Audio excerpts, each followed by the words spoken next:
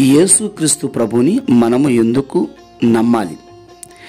యేసుని నమ్మడం వలన మనకేంటి లాభాలు?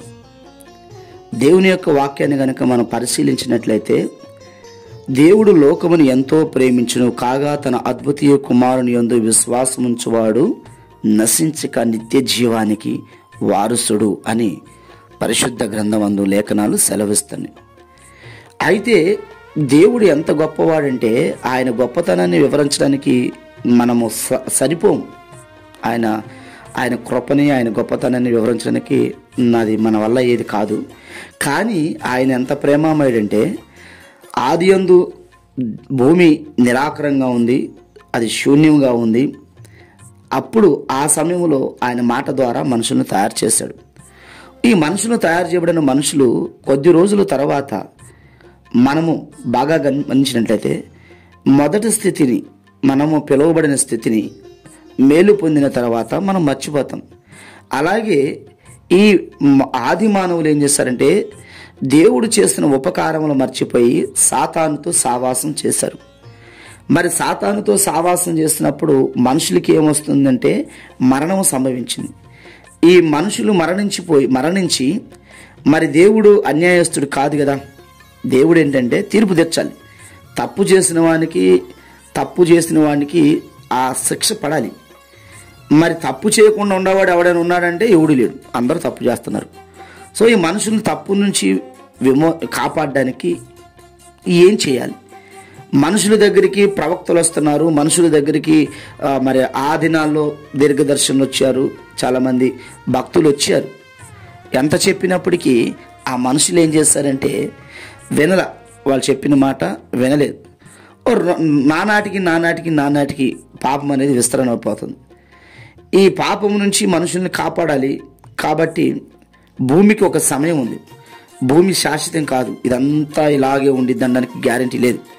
ఎందుకంటే పరిశుద్ధ లేఖనాలు సెలవిస్తుంది, కొత్త ఆకాశం కొత్త భూమి మనకు వస్తుంది, భూమి మరొకసారి కంపింపబడుతుంది అని లేఖనాలు సెలవిస్తుంది. కాబట్టి ఈ భూమి ఒకనొక దినమున ఇది లయమైపోతుంది. ఈ లయమైపోయినప్పుడు మరి తప్పు చేసిన ప్రజలందరూ ఎక్కడికి వెళ్తారు? శిక్షలోకి వెళ్తారు. కాబట్టి నేను తయారు చేస్తున్న నా బిడ్డలు శిక్షలోకి వెళ్ళడానికి వీలేదు.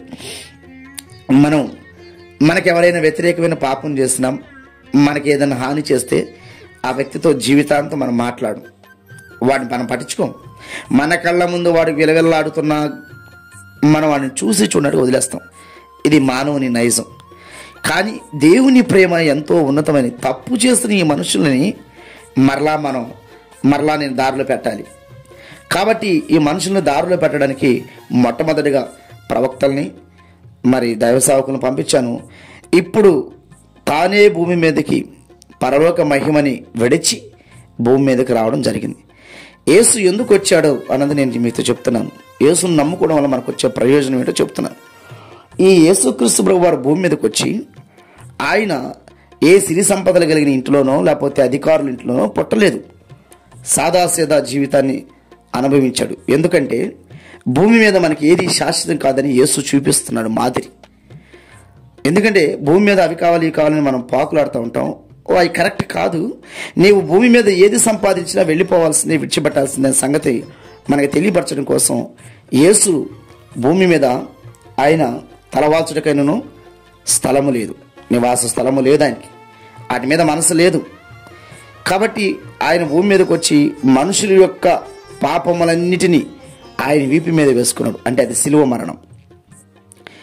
యేసు మా కోసం ఎందుకు సిలువ వేసుకున్నాడు? ఎందుకు వేసుకోవాలి సిలువ అంటావు?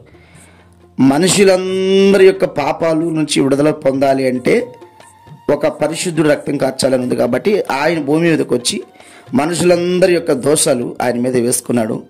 ఆయన సిలువ మరణం అయ్యాడు. ఇప్పుడు ఆయన ఆరోహణం అయిపోయాడు. ఇప్పుడు ఆయన స్వరం క్రొత్త నిబంధనలో మనకు వినిపిస్తుంది. మరలా యేసునందు విశ్వాసం ఉంచండి, నిత్య జీవానికి మీరు వారసులు అవుతారు.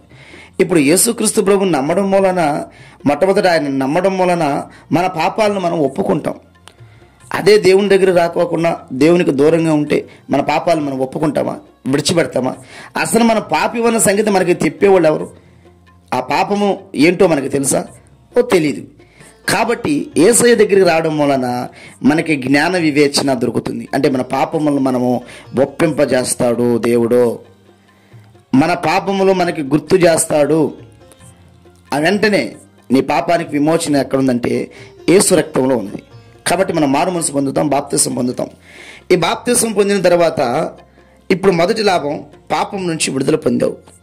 రెండవ లాభం ఏంటంటే ఇప్పుడు కడబోర శబ్దం, అంటే దేవుని రాకడ సమీపించింది. అన్ని దుర్దినాలు, భూకంపాలు కలుగుతున్నాయి, మనం రకరకాల విధ్వంసాలు చూస్తున్నాం, రాజ్యాల మీదకి రాజ్యాలు లెగుస్తున్నాయి. అంటే దేవుని రాకడకి సూచన అనేది సమీపంగా ఉన్నది.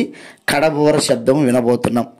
ఈ బోర శబ్దం విన్నప్పుడు దేవుణ్ణి కలిగి ఉన్నవారు, దేవుణ్ణి అంగీకరించిన వారు వీరందరూ కూడా ఎత్తబడతారు. ఈ ఎత్తబడిన జనాంగం ఎక్కడుంటారంటే సార్వత్రికమైన సంఘములో వారు చేర్చబడతారు. అనగా దేవుని సింహాసనం ఎదుట గొర్రెపిల్ల రక్తములో తమ వస్త్రములు ఉదుక్కొని వీరందరూ అక్కడ దేవుణ్ణి స్తుతిస్తారు. యుగ యుగాలు ప్రతివాని బాష్ప బిందువులు పరలోక పట్టణంలో తూర్చివేయబడును. అంటే ఇక మనకి ఇంకక్కడ ప్రశాంతమైన జీవితం. యేసును నమ్మడం వల్ల చూడండి, ఒకటి పాపం నుంచి విమోచన దొరికింది, రెండవది పరలోక రాజ్య భాగ్యం దొరికింది. ఇక ప్రశాంతంగా నువ్వు జీవిస్తున్నావు. కాబట్టి దేవుడు లోకముని ఎంతో ప్రేమించాడు కాబట్టి మనుషులందరినీ ఇంకా ఆయన ప్రేమిస్తున్నాడు. ఆయన ప్రేమ నువ్వు తెలుసుకోలేక ఆయనకి దూరంగా ఉంటున్నామేమో. ఇదే సమయం యేసుని అంగీకరించు. ఆయన నమ్మడం వల్ల నీ జీవితం అంతా లాభమే కానీ నష్టం లేదు. ఆయన నమ్మడం వలన నష్టం నుంచి నువ్వు బయటకు వస్తావు. ఆయన నమ్మడం వలన పాపము నుండి విడుదల పొందుతావు. ఆయన నమ్మడం వలన నీకు తెలివి వివేచన జ్ఞానము దొరుకుతుంది. ఆయన నమ్మడం వలన సమస్తము దేవుడు నీకు సిద్ధపరుస్తాడు.